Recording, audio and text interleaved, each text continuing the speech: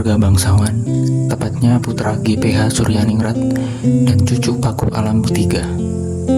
Raden Mas Suwardi Suryaningrat tak kesulitan mengentaskan pendidikannya. Bermula di Europees Lager School atau ELS, ia lantas diterima belajar di School tot Opleiding van Inlandse Artsen atau STOVIA, yaitu Sekolah Dokter Bumi Putra. Namun, ia urung lulus dan menjadi dokter karena sakit. Suwardi lantas berkiprah di dunia jurnalistik.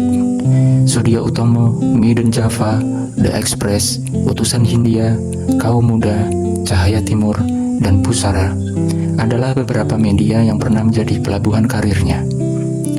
Pada saat yang bersamaan, ia pun berkiprah di dunia politik.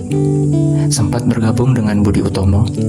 Ia bersama Douws Dekker dan Dr. Cipto Mangunkusumo lantas mendirikan Indische Partij pada 25 Desember 1912. Semasa hidupnya, ia mendedikasikan diri untuk membangun dan membawa perubahan bagi pendidikan di Indonesia. Salah satu contoh dedikasinya ialah mendirikan perguruan taman siswa pada 3 Juli tahun 1922, yakni sebagai wadah bagi orang pribumi agar bisa menempuh pendidikan pada saat itu. Selama bergerak dalam dunia pendidikan, ia memiliki semboyan-semboyan yang sangat terkenal dan dipakai hingga saat ini. Semboyan taman siswa yaitu Ing Ngarso Sung Tulodo, Ing Madio Mangunkarso Tutwuri Handayani, yang artinya di depan memberi contoh, di tengah memberi semangat, dan di belakang memberi dorongan, yang masih dipakai di dunia pendidikan hingga sekarang. Hal ini menjadi core value yang berorientasi pada pelayanan, di mana Ki Hajar Dewantara memahami dan memenuhi kebutuhan masyarakat, dan juga dari aksi ini memicu perbaikan tiada henti. Sebelum mendedikasikan dirinya untuk membangun sistem pendidikan di Indonesia, Ki Hajar Dewantara aktif dalam memperjuangkan kemerdekaan Indonesia dengan menulis dan berpartisipasi dalam mendirikan organisasi seperti Indische Partij, yang tujuannya adalah untuk membangkitkan semangat kemerdekaan Indonesia. Beliau sempat diasingkan ke Belanda karena kritikannya terhadap penjajahan pihak kolonial di Indonesia. Walaupun demikian, Ki Hajar Dewantara tetap semangat dalam memperjuangkan kemerdekaan Indonesia melalui bidang pendidikan. Bentuk dari perjuangan tersebut adalah dibangunnya perguruan taman siswa.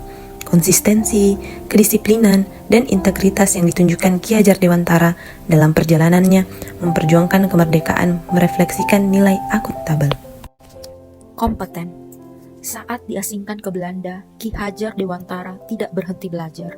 Beliau justru memanfaatkan kesempatan itu untuk memperdalam ilmu tentang pendidikan dan sistem perguruan dari negara yang pada waktu itu relatif jauh lebih maju. Sikap tersebut mencerminkan nilai kompeten. Ada kemauan kuat untuk terus meningkatkan kapasitas diri, bukan sekedar bertahan, tetapi untuk menjawab tantangan penjajahan melalui pendidikan.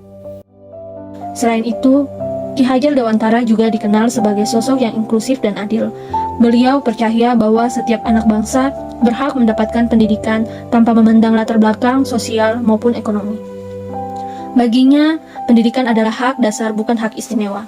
Sikap ini mencerminkan harmoni sosial, di mana setiap individu diperlakukan setara dan bermartabat. Sikap loyal Ki Hajar Dewantara tentu tidak perlu diragukan lagi. Ia selalu setia kepada NKRI, seperti terpampang di Museum Sumpah Pemuda. Ki Hajar Dewantara pernah berujar, "Aku hanya orang biasa yang bekerja untuk bangsa Indonesia dengan cara Indonesia. Namun, yang penting untuk kalian yakini, sesaat pun aku tak pernah mengkhianati tanah air dan bangsaku, lahir maupun batin. Aku tak pernah mengkorup kekayaan negara. Aku bersyukur kepada Tuhan yang telah menyelamatkan langkah perjuanganku."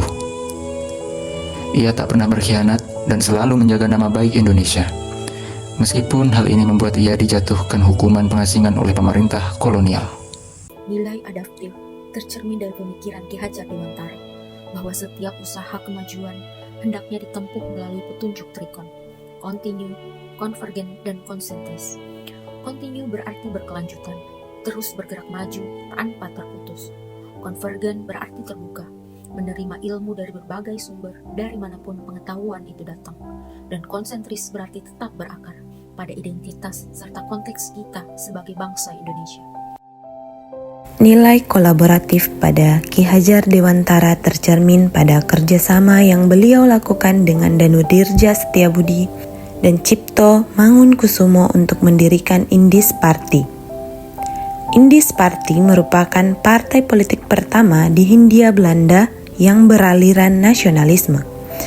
Indis Party didirikan pada 25 Desember 1912 dengan tujuan untuk kemerdekaan Indonesia.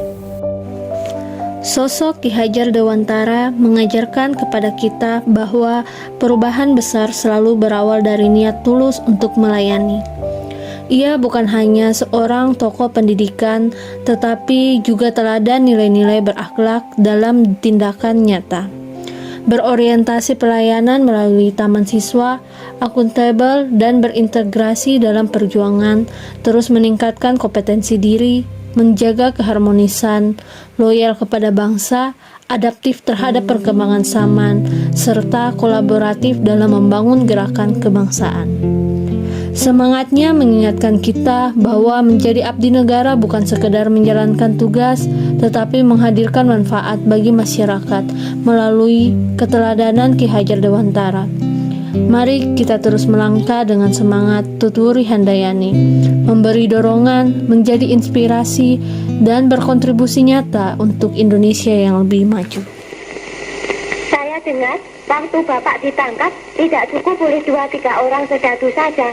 Apa betul, Pak? Pada waktu itu saya ada di Bandung.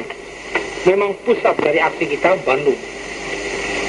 Yang menangkap saya itu sebetulnya hanya 30-40 serdadu dengan bayonet terhunus.